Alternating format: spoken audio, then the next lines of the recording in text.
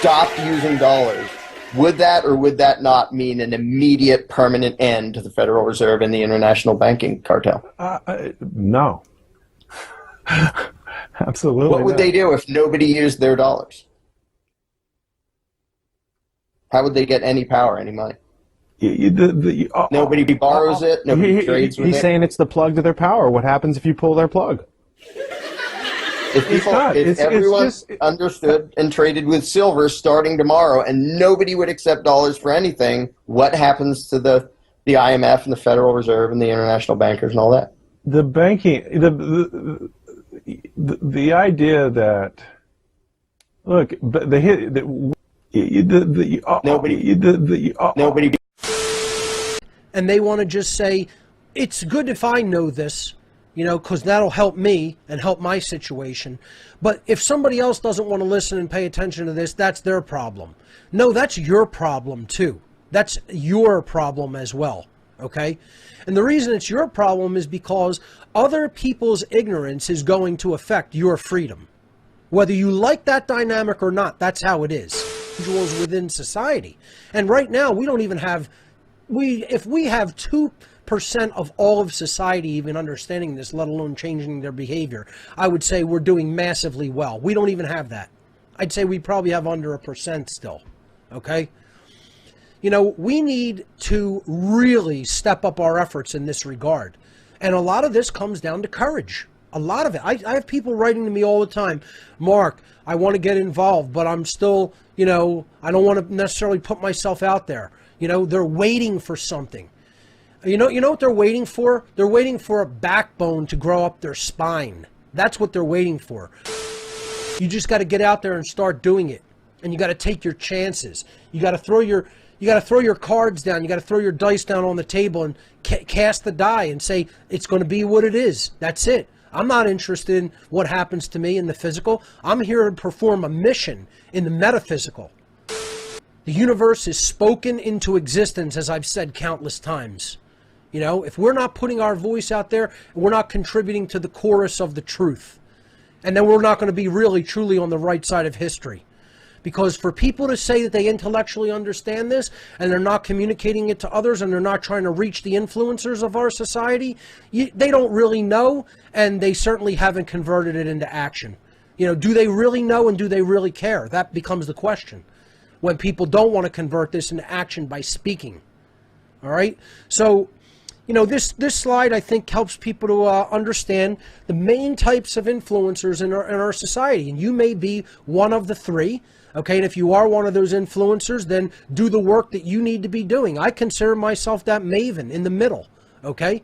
I am a maven when it comes to a certain type of community, a certain type of individual.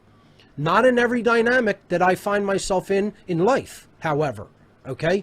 So, and that social circle is only going to be so big with stuff like what I do with What on Earth is Happening, folks, especially at this point in history where we have such an astounding array of ignorance, you know, amassed against us, you know, because so many people are still in that, you know, they're going to cover their eyes, ears, and mouth, you know, and they don't want any information coming into the contrary of their predisposed worldview.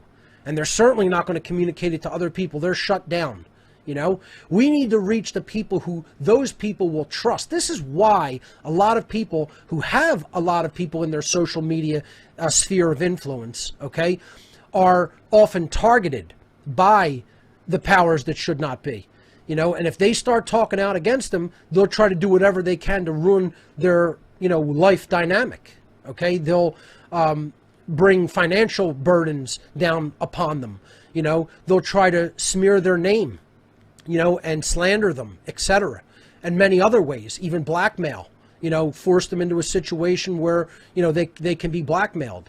And you see this a lot with celebrities and people who already have a lot of people who are paying attention to them. Okay, so there are legitimate reasons why people are hesitant, but we have to shed that fear, you know, because believe me, not doing this is going to result in a much greater harm and degradation to all of society than doing it and having your personal situation attacked. Okay, this is where we have to overcome that fear and understand it doesn't matter what personal losses one might have to endure or sustain.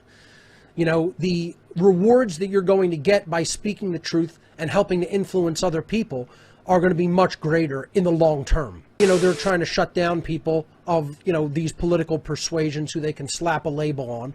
You know, I talk about they haven't tried to do that with me because I don't think anybody is capable of labeling what I do. They don't even know what to think of it, or they don't even want to draw any attention to it, you know, because they certainly don't want people listening to my stuff. You know, they absolutely don't want you coming here and getting the information that's in What on Earth is Happening, because this is the most forbidden of the forbidden. This is the stuff that they don't even want to even allude to hint at, to even ever speak the name, because once you start looking down this rabbit hole, it's all over. It's all over for your belief in authority.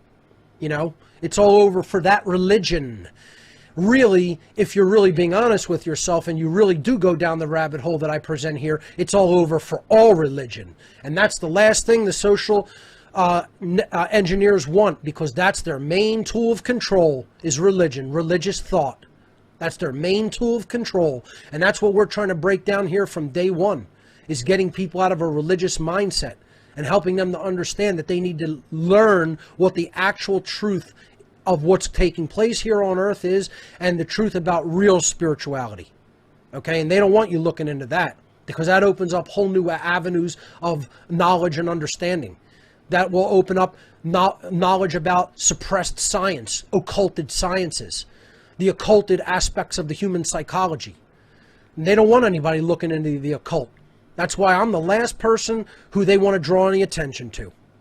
Part of what I'm talking about here is it all comes down to courage, folks. You know, if you're going to become an influencer of other people, you have to have courage to speak. You have to have courage to speak unapologetically, you know.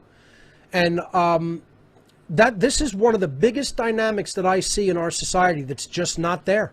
We still have cowards walking among us, you know, who want to remain anonymous. You know, what do you think the whole powers that be, the whole power structure, thinking of people like that? They're so afraid. Those people are walking around, those social engineers and their thugs are walking around like this. Here's their mindset, folks. They're like, look at that little punk-ass bitch. They're so afraid of us, they won't even use their real name. Imagine. They won't even say their name. They're so afraid of us and what we could possibly do to them. Like, I don't give a shit what you can do to me physically. You think I'm afraid of you or anyone? You think I'm so identified with the physical body that you think I think this is who I am? That I'm this meat suit? You think that's where I'm at with what I know spiritually? And you think that's going to hold me back from speaking and continuing to speak? You have another thought coming to you, if that's what you think. But let me tell you something. That's what these controllers think of people who remain anonymous cowards. Okay? You're never going to influence anybody with an assumed name or with, you know, being anonymous. It's like they're just looking at you and going, wow, what a punk-ass bitch coward. That's exactly what they're thinking. You want to know how I know that? Because that's exactly what I think. Okay? To put it bluntly and in street language. All right? And I'm being nice about it compared to what I really think of that dynamic. This is us as an individual, okay? And we see the maven, we see the influence that they have in other aspects of society and the dynamics that they're involved with, and we say, wow, wouldn't it be awesome if we were able to wake up that maven, that person clearly with more influence than me in this social dynamic or social situation or family dynamic, okay? So, you know, you could look at the person, the green, you know, person icon at the top of that star as, let's say, someone like myself, and the maven, let's say it's someone like my mother, right? And I'm going to go to work on them. I'm going to put the word out. Here I am putting out the word, okay? I'm trying to reach their mind. I'm trying to help them to see the truth. I'm trying to help them to clear the cobwebs out and clear all the mind control out and get them to see reality as it is. And I'm working on them and working on them and working on them and working on them. And I'm taking information to them every day. And I'm making them watch documentaries, you know, and I'm putting articles on their computer, and I'm sending them email articles, etc. Okay? And you know what it's doing? Largely not a damn thing. Okay? And we've all been there, right? All of us have been at that place I'm sure almost every one of us, we have one individual we care a lot about, we have one individual we really want to see get it, and we try to work on them, and there's like no progress, right? They're resistant. They don't care, they don't want to know, they don't look at the stuff you try to send to them or give to them, right?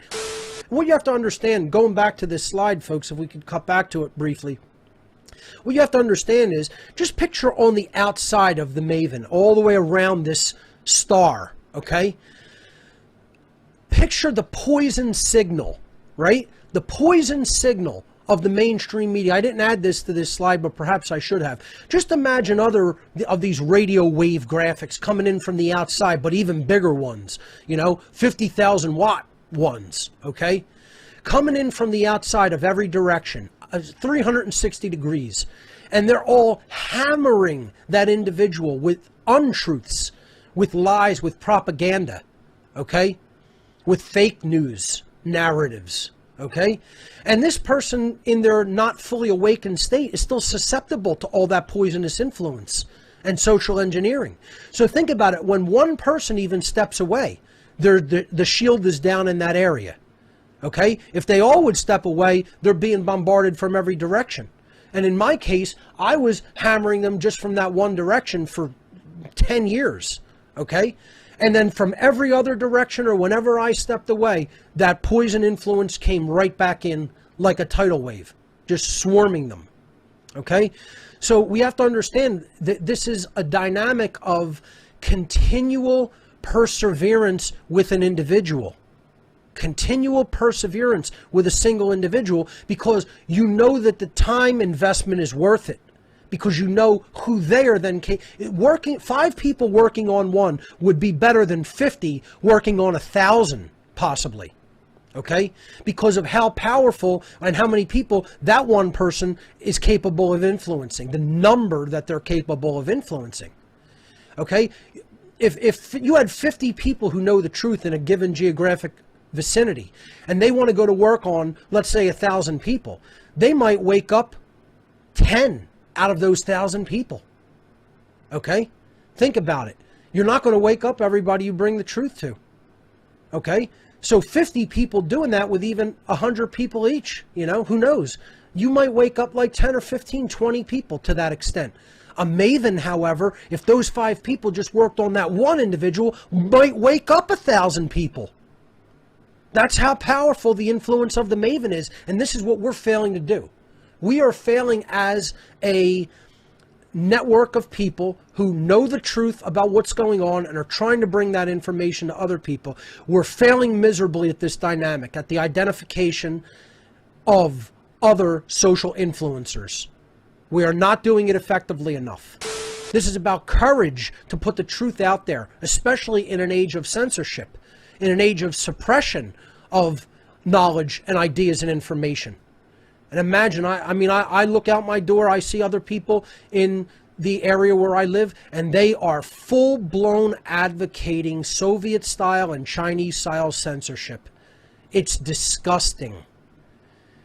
Thinking that people's freedom of speech should be limited and suppressed, and they should be silenced. I mean, you have to be kidding. This is where we're at in American society. This is where we're at. Perseverance. See? It doesn't make a difference how much you have to keep struggling. You keep going. You keep going with it. Okay? That's what a lot of people I see when it comes to this dynamic. I'm going to stay on this topic for a second because I think it's very important when it comes to influence in society and how we could become the Mavens of a society. We could become the new media. But how many people fail short in that task, in that goal? Because they don't know how to go about it in any way. And they're not learning. See, I always give people the benefit of the doubt when they're open-minded and willing to learn. Then I don't hammer on them. I don't get on their case. As long as they're open-minded, willing to learn, willing to make changes, willing to, look at something new and say, okay, I didn't know how to do that, but let me try it, get into it, see if I can do it the right way, and just get involved. Then I don't have any problem with them. It doesn't matter if they're not fully competent. Okay? It's called trying. It's called making a real effort to try. And they're not afraid. That means they're not afraid to fail. See, a lot of people are like, I'm afraid to fail. I'm afraid I'll mess it up. I'm afraid I'll break this or that. And so I'm not going to even start. And so they never even bother. They never try. And that's part of, again, taking it back to the dynamic of courage is a huge part of today's presentation. Because influence and reaching other people is ultimately going to come from a state of being encouraged, not just being in knowledge and caring, saying, yes, I do want to do it. I care about this dynamic getting out there to a wider audience. It's about having the courage to actually do it. If it's not combined with the technological element, what we are going to have is a bunch of people scattered to the four winds of the earth that know a lot about the psychological, the philosophical, the occult aspect, and yet they can't do a goddamn thing with a computer to reach one other living soul anywhere on the internet. And this is the way information is propagated today, folks. It's not propagated by going and standing on a soapbox in the town square, in case you haven't understood that. It's propagated digitally. And that space, okay, that digital warfare space for the propagation of knowledge, we're not doing very well in. We're getting clobbered. The empire has struck back, okay? Let's put it that way. You know, we might have initially hit them and, blew up their first Death Star, but let's put it this way. They're rebuilding, not just rebuilding, they probably have rebuilt many of them. The whole point here is we cannot take lightly the influence of the mainstream media and the social engineers. And now there's a new technological God class, the new tech elite. You know, these big tech firms like Google, Apple, Microsoft, Facebook, Twitter, they look at themselves as the new gods of our society because of what their technology and networks have made possible, how they have made it possible for people to communicate effectively on a mass scale. And now they're trying to control that because they realize, hey, we gave people too much too fast. That's what happened, folks. That's what the social engineers realized. They gave us powerful computing tools too much too fast. So then they wanted to scale it back, right? They wanted to scale it back, make it be less powerful mobile devices that are all about consumption of information that are coming from on high, from the sources that they put out there, okay, and down into the hands of the little person who only has this small little, thumb device at their hands with actual no human interface to actually really create anything, okay, except maybe take a few pictures or point video at somebody, okay, and then share it on their own, network that has only a few people paying attention to any given one of them. You know, when people were learning how to build whole websites and there was a diverse ecosystem when it came to websites, we were making grounds. That's when the apocalypse happened, folks.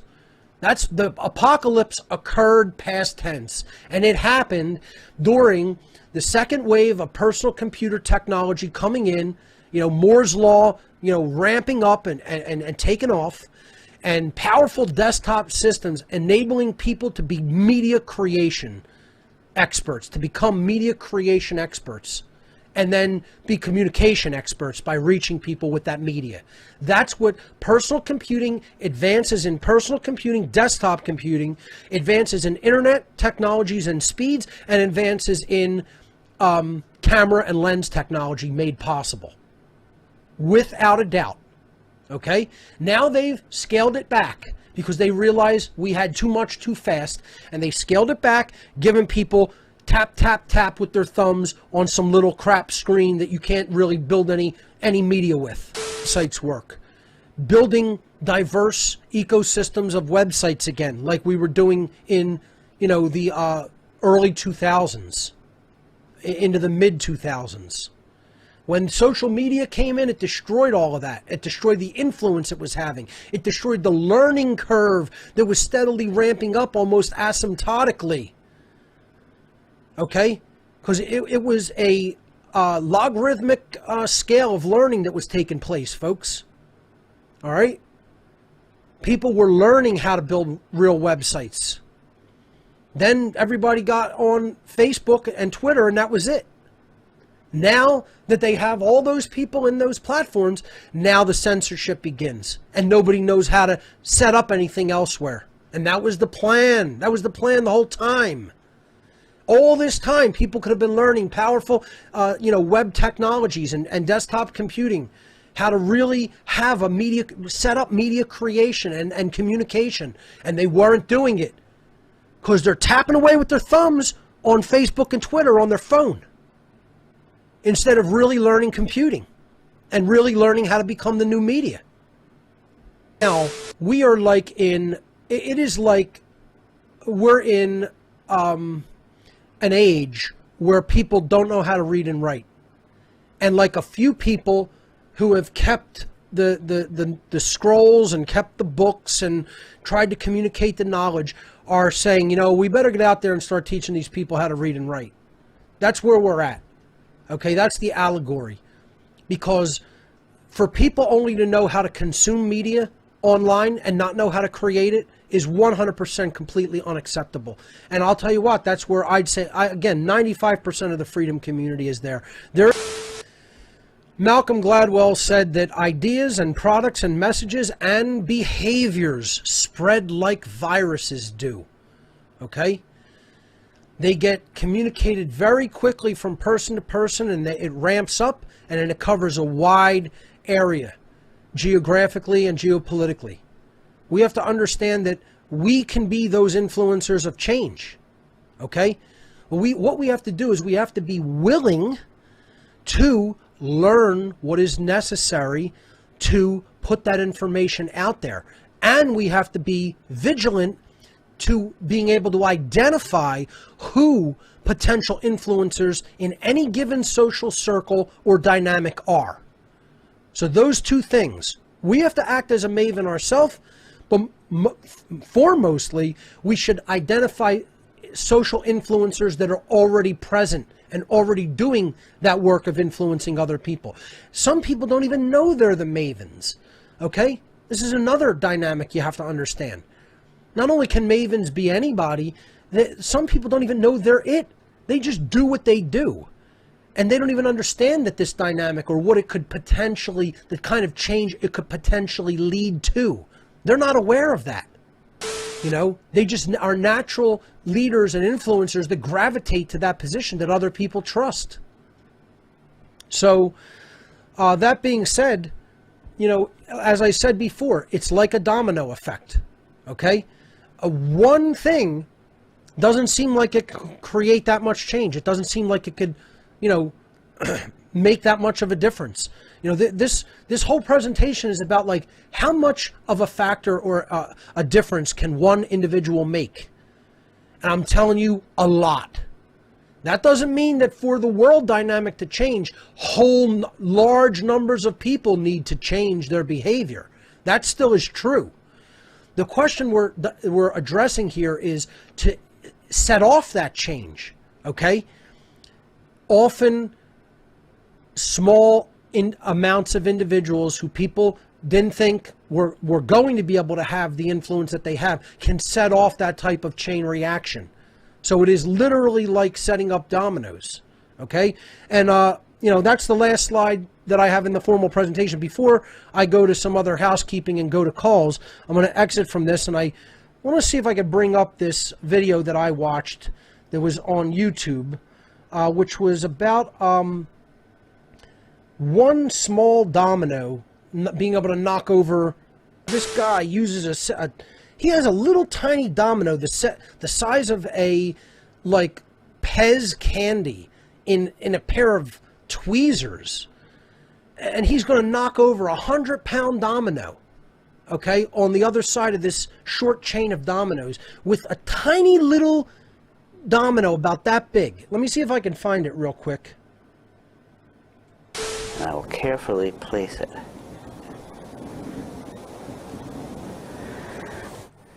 And there are 13 dominoes.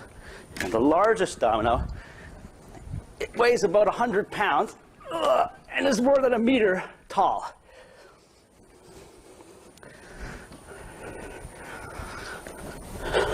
Ready?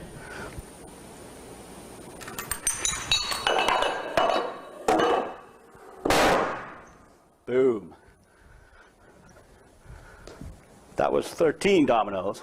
If I had 29 dominoes, The last domino would be as tall as the Empire State Building. Amazing. So, you know, this is what the Maven effect is really about, folks, okay? You know, the Maven effect is about, you know, who are we as an individual to be able to influence and have change on in a wide, overarching impact on society. And I'm telling you, we are all that individual potentially, okay? This is about what the potential for one individual is all about, and how powerful one individual, the amount of powerful change, an effect, an influencing effect for change one individual can have in all of society. So we have to understand we're that hand, we are that potential influence that sets that into motion and sets it into effect in a wider way in our society. And that's what we have to strive to be. And we have to have courage enough to start that process, okay? And it's a learning curve for us, because it is going to involve, if we're really going to reach a lot of people, it's going to involve really learning media content creation. All right? So I salute the people who are doing that already, and continue your efforts. And the people who have not started that as of yet, get involved and get on the playing field, get on the battlefield, and don't wait for orders from headquarters. Get out there and start and do what you can and learn as you go. You know, and the dynamic will get easier as you do it. You don't have to know everything at first. You don't, you know, what on earth is happening at first, the very first week, was not as polished of a show as it is today. And you can see we're still polishing it. We're still making adjustments and changes. You know, it's always a process. It's never something that's totally complete and in final form. Life isn't, okay? So the whole point is, get involved now, do what you can do now. As you could do more, you ramp up your efforts. That's what it's always about. You who think, who kind of know what's going on and think we can do something. It's not, you know, everybody who is kind of has thrown in the towel or given up or said, no, we can't influence this for the better. So there's, you know, that's what I'm saying. I'm saying it's well under 10%, folks, you know, that are even thinking we could turn this around at this point. And again, I'm still one of those people. As much as I think it's really bad, I wouldn't be on the air every week if I didn't think there was something we could do to make this better. Burden if you don't communicate that to other people. So I can't say it any more strongly that if you do understand what's taking place, it is your personal moral responsibility to communicate it to others. Okay, let's continue on, and let's go to...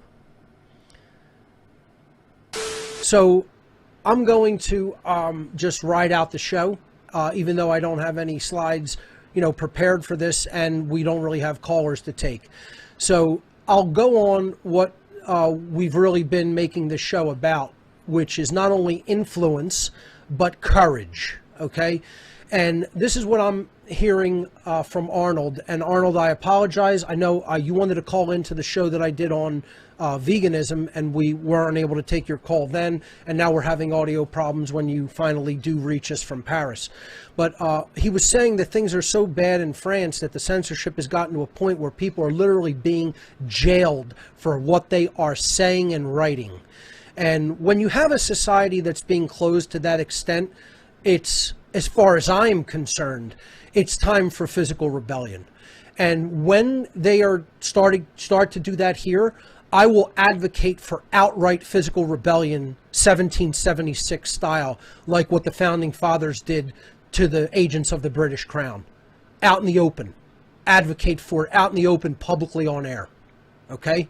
That hasn't started happening here in the United States yet, but if it does, I say it's open season on anybody involved in any aspect of government who would dare to do that to someone speaking their mind. And that's what the Second Amendment is for, folks. That's what the Second Amendment is there for. That's what gun rights, period, are there for. That's what those weapons exist, to take out a tyrannical government that has become so tyrannical that they are jailing people for speaking their mind freely. And if that's what's already happening in other countries, it's long past the time for physically removing those people, literally physically destroying them. So, you know, that's what's going on in many areas of the world, you know, and this is why you can never allow yourself to be disarmed. Allowing yourself to be disarmed is getting rid of your last aspect of the ability to defend yourself when a tyrant comes for your rights. And that's what is occurring. And that's the level of censorship that they want, like is what is active in North Korea and China. These are countries, these are governments that have long since should have been overthrown a long time ago by their people. As brutally as necessary, physically, for them to do, you know? And when people hear people say that, they think that's radical. That's not radical. It's radical to have speech closed down. That's what's radical, you know? That it's radical that a whole society would tolerate that kind of shit. That's what's radical. It's radical that a society that is tolerating that kind of shit has already been disarmed to a large extent. That's what's radical. You know? I mean, this is the problem, folks, is that people don't have that kind of anger in them. This is what I'm going to talk about at Anarchadelphia. The death of the sacred masculine aspect of being able to get angry at injustice, that is clear injustice taking place in a society. You know, and another aspect Arnold brought up that I thought was extremely powerful is that the more people think that they have to lose, the quieter they become. It's like, you know, you give somebody a little bit of comfort level.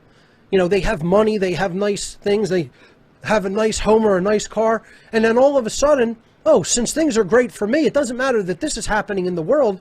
Screw all these other people. I'm doing pretty well. The financial system's working for me, so let me just shut up, keep my mouth closed. It doesn't matter what kind of other injustices are taking place, whose rights are being raped and taken away and stolen.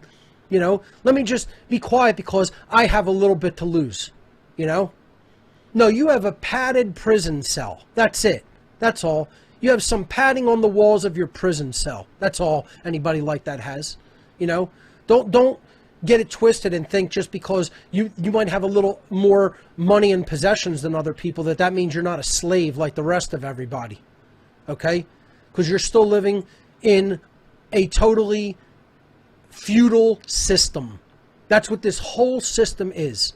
It's feudalism, if you want to really be technical about the kind of government that really still exists. The only government that exists. Okay?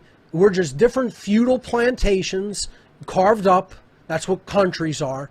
And the feudal lords are the government, violent government system and their thugs, their henchmen, okay, who are stealing the people's resources but yet allowing them to live on the land and calling it their own land and pretending that they have property. No, you're a feudal serf living on the landlord's land. And that's all you are. Okay? Nobody owns their land or property outright. You know? The government would say, you're not allowed to do that. You know, not without paying them their extortion called property tax. You know, not only do they want to take people's possessions, take the product of their labor, the fruit of their labor, now they want to shut them up and say that they're not even allowed to speak about it because a low-level awakening is taking place, a very low-level awakening, at least mentally. You know, people aren't doing enough physically, but at least some people are starting to understand because some people are speaking. And that's what this is about, reaching the influencers, and then hopefully you awaken them to the extent that they become conscious enough and they become courageous enough to influence the people that they already have at their disposal, who are listening to them and paying attention to them. A person who believes in that shit to come and say, you're going to have to believe in my religious belief or I'm going to endlessly harass you. Watch what will happen to you physically. You continue to do that. I'm not going to live my life harassed. You think you're playing with some little boy, you know? You better think again.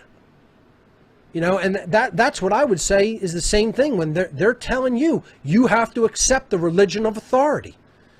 And they're trying to punk you out and say, not only are you not going to rebel because we're going to take your weapons, we're going to shut your mouth too, and you're not even going to be able to speak, and we'll throw you in a cage for speaking your mind.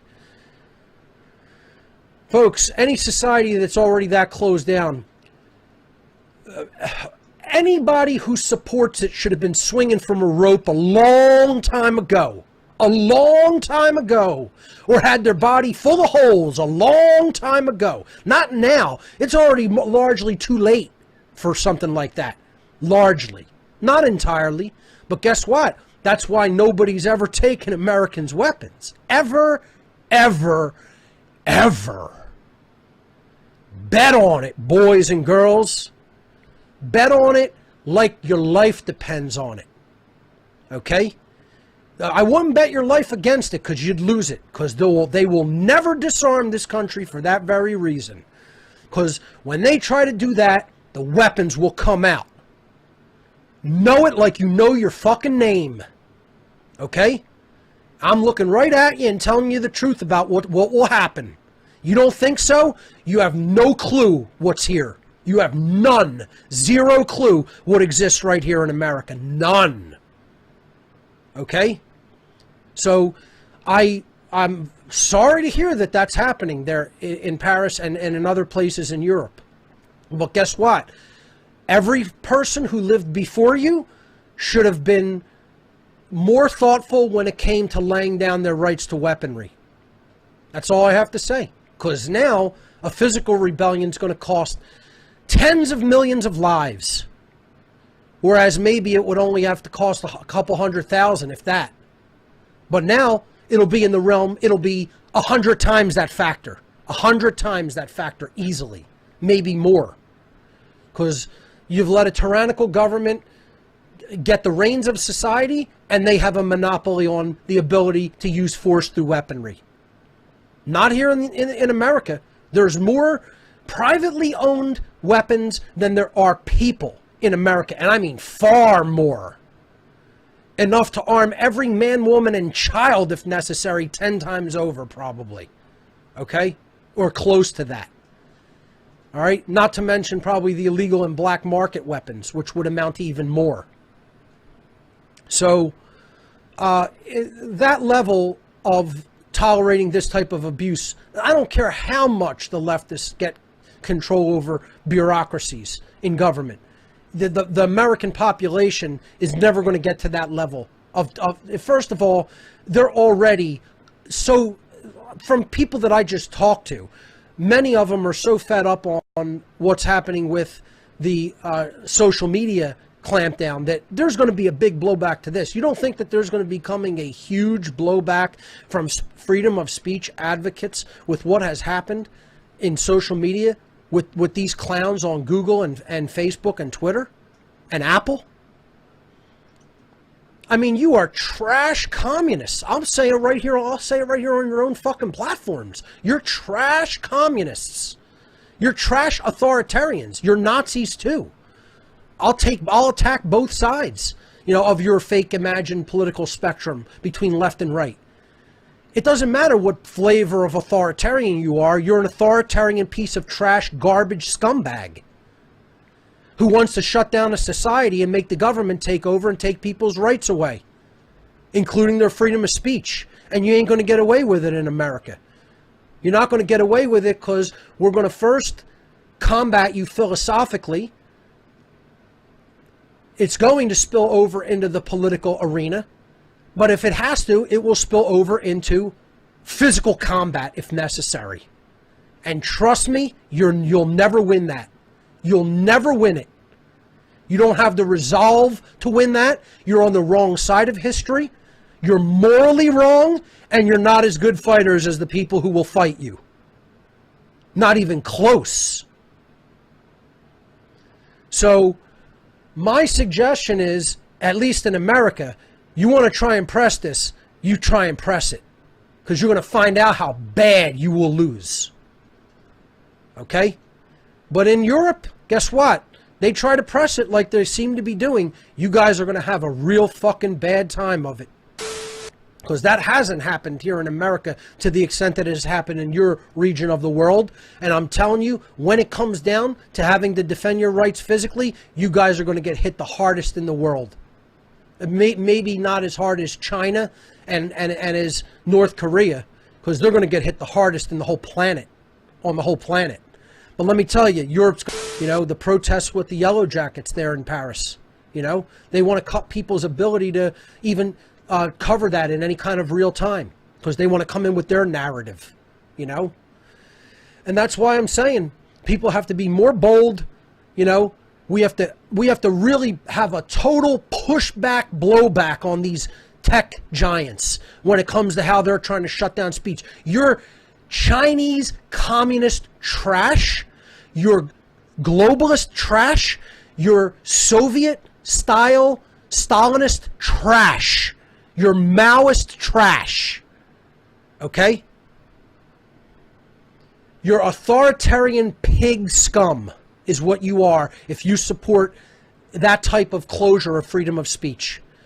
Because what you are is a person that wants a society that still has freedom of speech to become a closed society.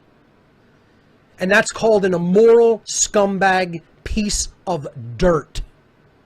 And that's what these tech giants are. And that's what all the people who would support them are. Imagine what the number your dirtbag parents did on you. Imagine what kind of trash scumbags your parents were to raise a child that would turn out into an adult that way. What trash fucking parents you had. You know? Imagine this. Imagine the kind of dirt that your parents were, and probably your grandparents too. That they have no values over what's right, what's just, what freedom really is. You couldn't spell it, and neither could your parents and grandparents. You know? And you would say you're trying to improve society? Wouldn't know the meaning of the term. Okay? We have to be bold, speak the truth, and influence the other influencers. And motivate them to courage.